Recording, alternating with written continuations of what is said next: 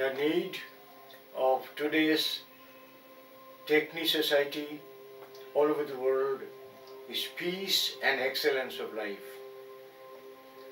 People have got money. Money is being poured in from all sources, but peace is not coming.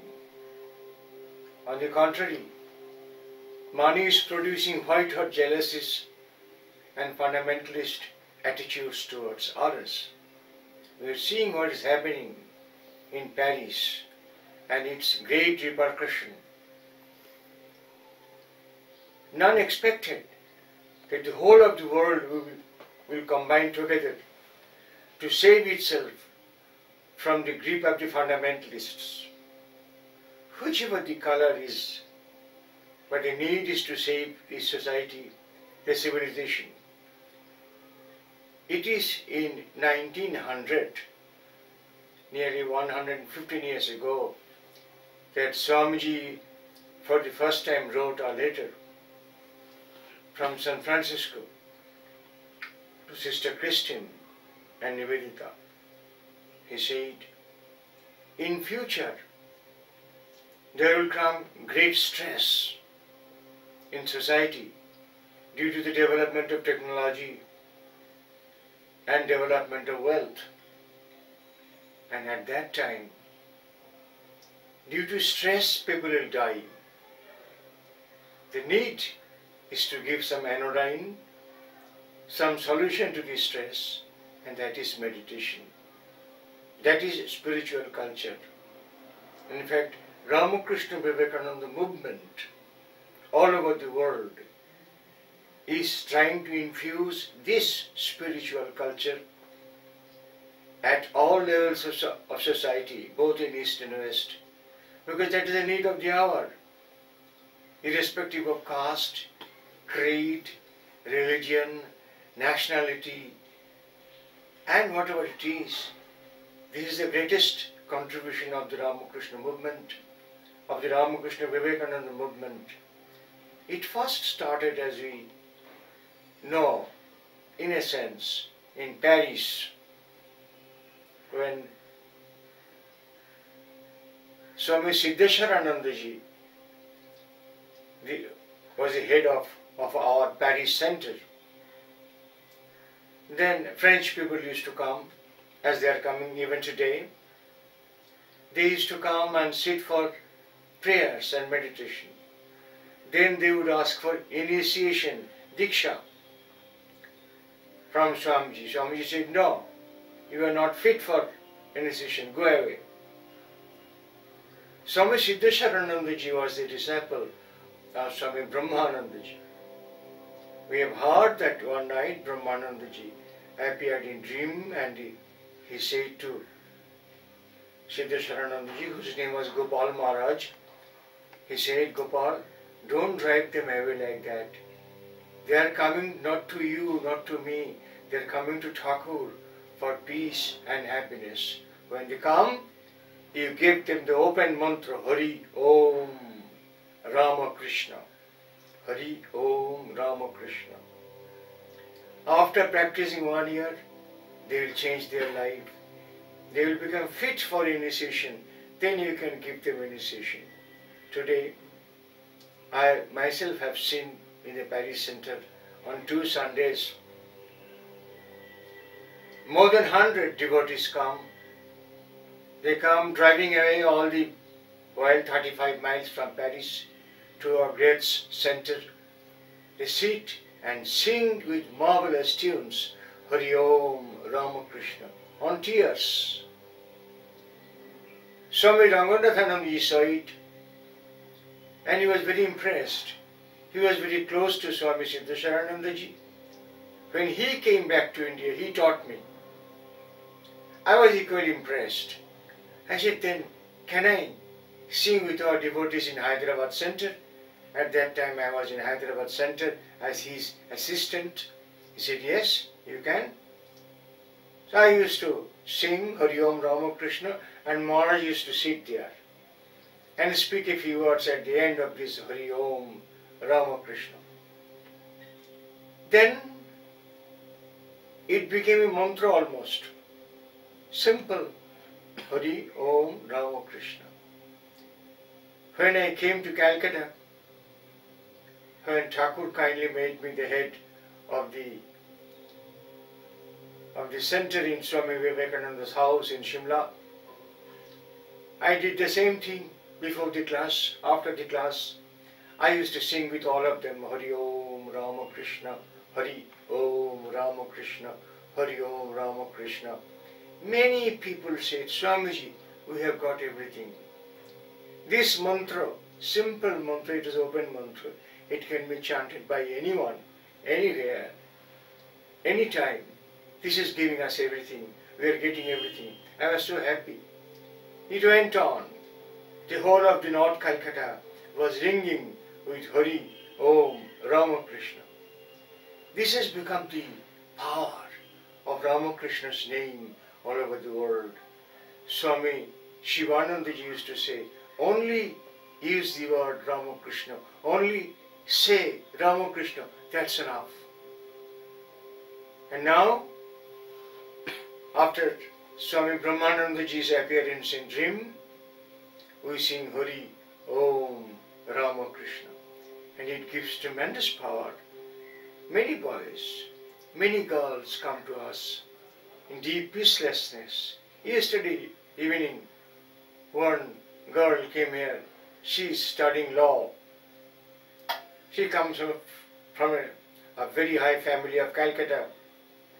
They have heard that Swamiji used to stay here. In fact, this is the room where Swamiji used to stay. Swamiji used to sit right in front on the sofa, on that spot, and take food. His disciples used to cook food inside this room, this same room. They came to see this room where Swamiji used to take food, where Swamiji used to stay. And I told the girl, don't get upset. She was very upset for some reason. I said, don't get upset. I gave her a CD where this Hari Om Ramakrishna have been sung. I said, you sing it. You just repeat it along with you. She said, I'll come after. Once again, in the next room where we are sitting here, Swami Vivekananda used to sit and teach this to the Maharaja Khetri, to the Maharaja Ajit Singh of Khetri, to Captain Xavier, Mrs. Xavier, to great people of India who used to come. In the next room, Swami used to stay and teach them this. This has done wonders. All over the world today is hankering for peace, for strength, for fulfillment, for happiness. One more important thing which we are now experiencing very often is that younger generation come here. They cannot come because of their pressure of tuition or so, but their parents come, sometimes students come. They say, give us something so that we can fight the stress of life. They are coming, many boys, many girls, and they are learning. And they are repeating with us, Hari Om Ramakrishna, Hari Om Ramakrishna. One of the saddest things which has happened today is that because of this lack of spiritual culture, children are kicking out their parents from the house, which you always know today. It is very much known today that houses after houses, parents are being left alone. The children are going to the foreign countries for education and they are not returning, leaving the old parents at home and they are dying alone. Or when they come, they drive their parents out of the house. Because without spiritual culture, education has degenerated into money-making animals, into economic animals, as Alvin Toffler said, or into political animals, as Aristotle said, or as biological animals, as Freud said. We are not here. India is not here to produce a whole generation of political animals, of economic animals, of biological animals. We are here to produce giants, spiritual giants. One great thing which our Upanishads have taught us is that the moment you repeat Om, the moment you meditate on the self within, on the infinite within, your brain power becomes supernormal. Man for the first time feels glory of life. It is in Prasthanatrayi Upanishad. When 6 students are asking their Guru, what happens when you meditate on the infinite within? What happens when you repeat Om? Guru said, repeat Om. Then you will for the first time feel the glory of life. Mohimanam anubhavati. You will first feel the glory, how glorious it is to be a human being. How glorious it is to meditate. How glorious it is to repeat Om. For the first time you will feel glory of life. Then if you repeat Om all the more, your brain will become super brain. You can understand many things. You can grasp many things. And you can do many things. Finally, this Om transforms you into a God, into a super functional God. Sister Christine said, if you take Swamiji's ideas of Upanishads in our education, then we will be able to create a new generation of supermen and superwomen. And this is what we are intending to do, what the world needs today. Yes, education must be there, maximum education, but not at the cost of humanity, not at the cost of divinity, not for producing some animals under any circumstances. Ramakrishna Vivekananda movement has started this great movement all over the world. Whenever you go, wherever you go. I was in Germany, in our German center in Bindweit. Lot of people came and they wanted to know the solution. I said, the solution is given by Swamiji and Thakur. Repeat Om, meditate on the God within, on the divinity within, and everything will come at your feet. Chandogya Upanishad says, Sasarat bhavati, tasya sarveshu lokeshu kamocharam bhavati. The man who meditates on Om, he becomes a king by his own power, not by somebody else's vote. Sasarat bhavati, tasya sarveshu lokeshu kamocharam bhavati. Wherever he goes, he meets success and success and success. Sa uttama purushaha. He is the best of human beings. We want to create the best of human beings. This is what will come, what is coming today. Swamiji was asked by his disciples, why did you spend so much of time in USA? Why did you teach them meditation from cities to cities, from town to towns, from this place to that place? Swamiji said, you see, America has taken my message. They are taking spiritual culture seriously. And with this spiritual culture, they will become the greatest power on earth. Then the whole world will listen to them. Then India also will listen to them. No question. That's why I have given them. When America comes up, when America dictates, India then will listen. Today, we know, in America, according to Time magazine, 4th August 2003, there is a very special issue, 4th August 2003, American Time magazine. It makes a special issue, and the name of the issue is Science of Meditation. And who are meditating today in America? 1 crore of Americans minimum are meditating. Why? Because they are getting everything.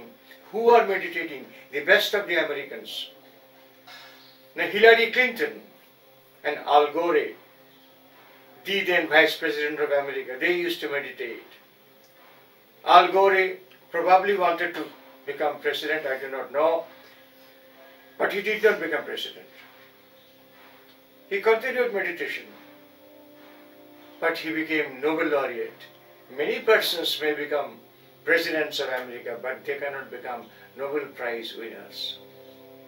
Hillary Clinton is doing today meditation, and she is teaching it. She is inspiring the whole Americans to meditate. John Hagelin, great quantum physicist, he has made history today on the soil of America. He has understood from his own experience that meditation can give us everything. He had an accident as a young boy, as a young physicist. He had an accident. His body broke at 8 places. He went to doctors, but American friends said, go to doctors, but you meditate better. He started meditating. He became completely cured. Not only cured physically, he became intellectually much more brilliant. He made a dent in quantum history, in quantum mechanics, in quantum physics on the American soil. Then he understood. He has now started 100 meditation centers on the Western American soil. John Hagelin. You can see in internet. And what is happening after meditation? Boys and girls are changing into super boys and super girls. It is our Indian Guru, Mahesh Yogi, who first started transcendental meditation. And when in Washington, D.C., boys and girls became violent, kicking each other and killing each other, shooting each other inside the class, it is Maharishi Mahesh Yogi who sent his people to meditate in Washington. They did meditate, not in their school. They did meditate in different places and created the higher field of consciousness through their meditation. Shooting came down, violence came down, results became better, peace developed. Seeing this success, the Fletcher Johnson School in New York, which was a very troubling school, they started meditation. They did it very powerfully, and they got the result. Today, through the grace of John Hagelin, American schools, American colleges, American places are teaching this meditation. Swamiji knew America will do it. That's why he gave it in America. And today it's coming. It's coming to India. I am very happy to say that on the eastern side of Calcutta, we have got a new university, IEM, Institute of Engineering and Management. They have started meditation.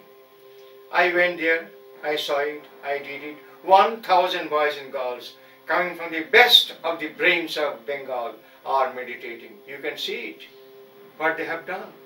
Now the others also have started. It will come. Now Swamiji had a very big prediction. Swamiji made the prediction in Calcutta. Swamiji said, in future, the Calcutta boys and girls who will combine meditation, spiritual culture, and science and technology, then they will create history. They will influence the whole world. We thought these are only big talks. But today we are seeing all true. One small girl, very small girl, used to come to us in Swamiji's house in Shimla. She used to go to Swamiji's room, did not talk a single word, very quiet. What she did, I do not know. But she used to walk with me, and in my class she used to do Hari Om Rama Krishna. Today, this year, she stood first in Calcutta University in computer sciences. Immediately she got a scholarship from America. I said, don't go to America, stay in India. They will come to give you Nobel Prize here. In fact, we are very happy to say that the man who got Nobel Prize in 1905, working on the thesis of Satyam Bose. He came to see me in Swamiji's house, Wolfgang Ketterle. Very nice man, 51-year-old man. He was supposed to stay 15 minutes or so. There are police guards for him also, but he stayed for 90 minutes. And he discussed. I said, no, you cannot go against Vedanta. Vedanta said the whole universe is basically holistic. It is interconnected. You have not accepted it. He said, Swamiji, this is called entanglement. I said, entanglement or no, or truth is a truth.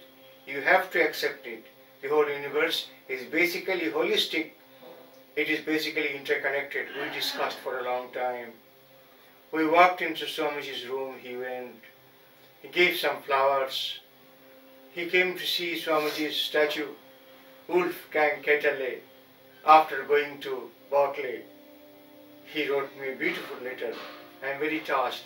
He said, I am grateful to you for the beautiful discussions that you had with me. I remember it. It has helped me a lot. It will help a lot. Today, all over the world, there is a hankering for meditation, for Om. Among the devotees, there is a hankering for Hari, Om, Ramakrishna, and it is working wonders. We are waiting for that day when seeing India, when imitating India, the rest of the world will take this message and bring peace and strength into the world. Swamiji said, beautiful line. He quoted from Schopenhauer, the great German philosopher, who predicted in last century that the impact of the Upanishads is going to be much more larger and deeper than the impact of the Renaissance on the European soil. Schopenhauer said, Upanishads has come to save Europe and the West. Who didn't believe? But after the emergence of Swamiji, the prophecy of Schopenhauer has come true. Today Vedanta is the voice of the world. A beautiful writer, Amaury de Raincoat, wrote a book showing the similarity between modern physics and Vedanta. It became one of the world best-selling books on this subject.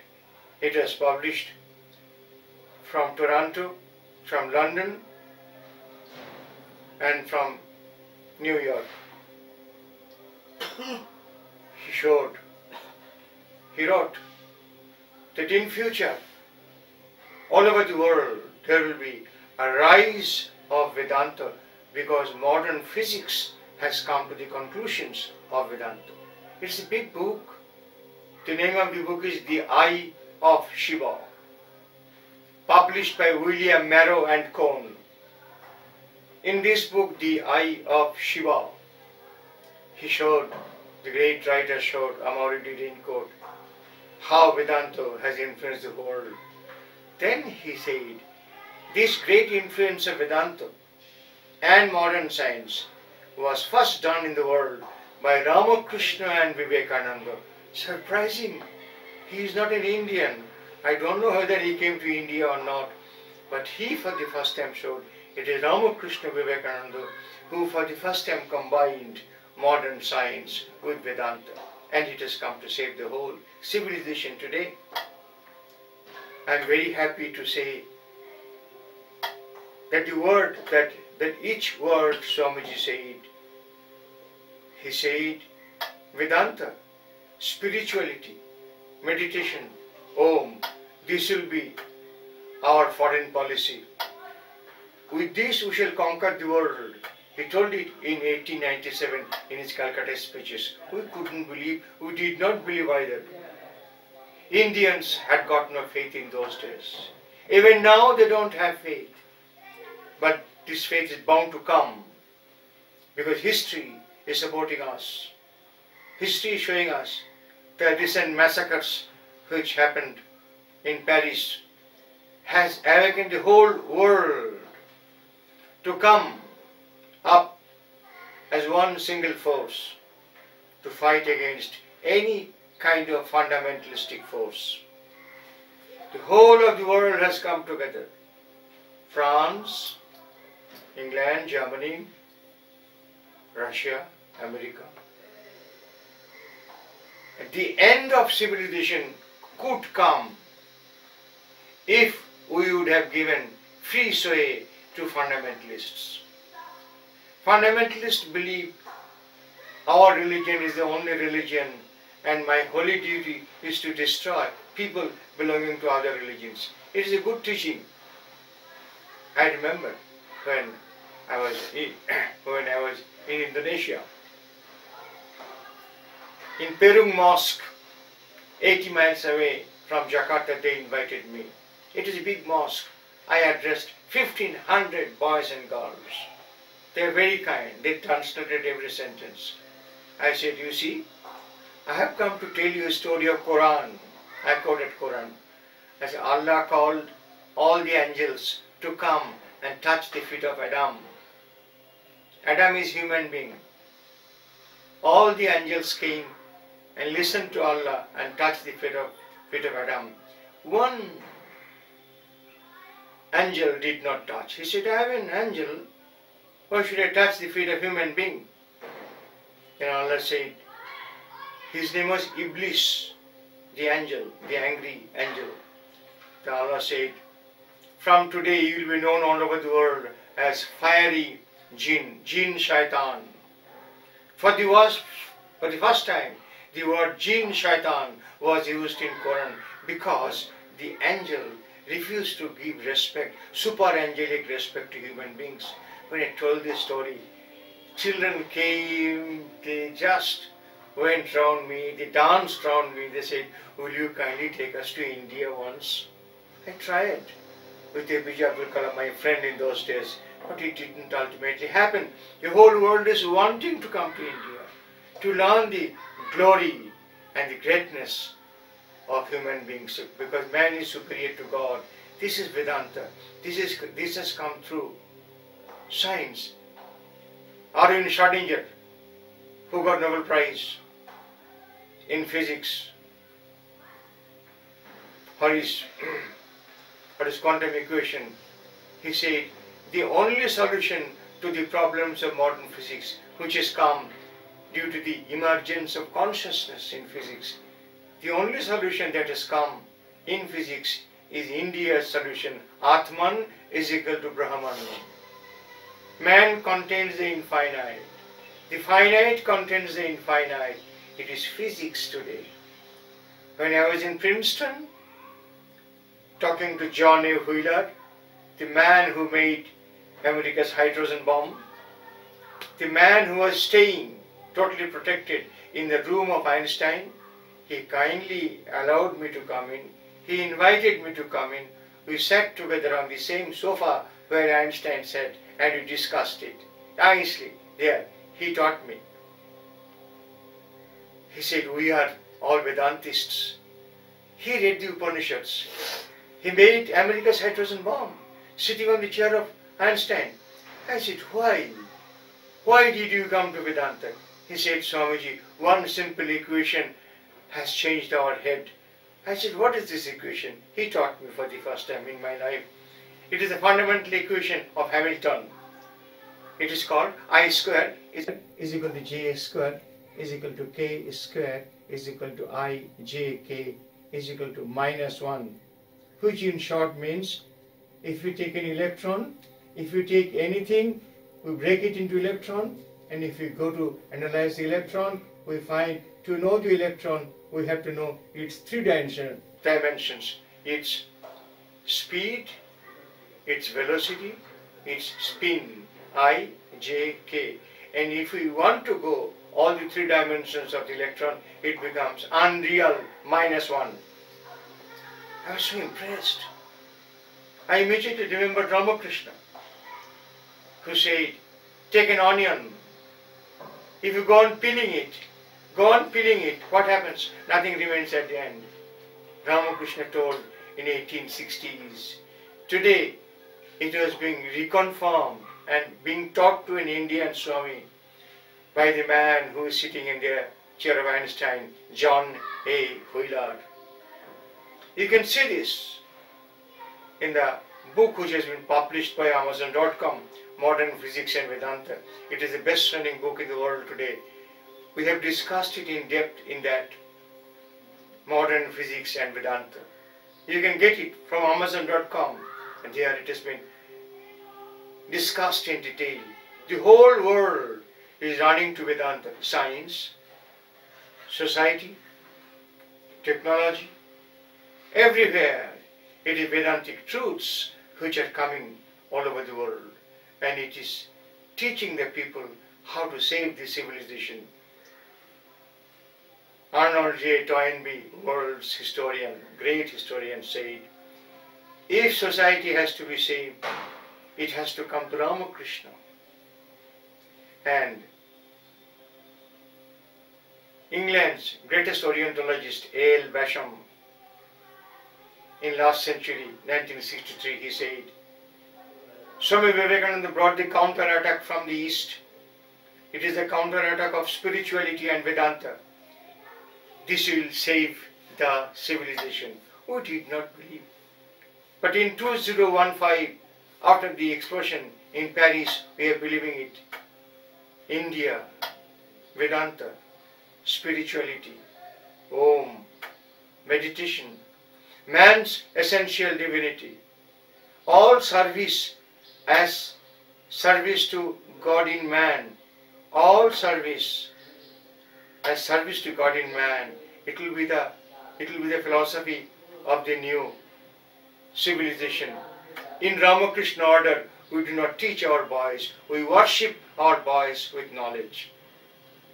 In Ramakrishna Mission hospitals, we don't teach, we don't treat patients, we worship the patients with medicine, worshipping the doctors, worshipping the patients, worshipping the students, worshipping the poor, worshipping the lost, worshipping the have-nots, worshipping the poorest of the poor and richest of the poor, of the richest, by respecting the divinity within.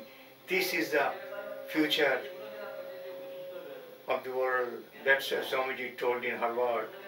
Civilization is a manifestation of divinity in man.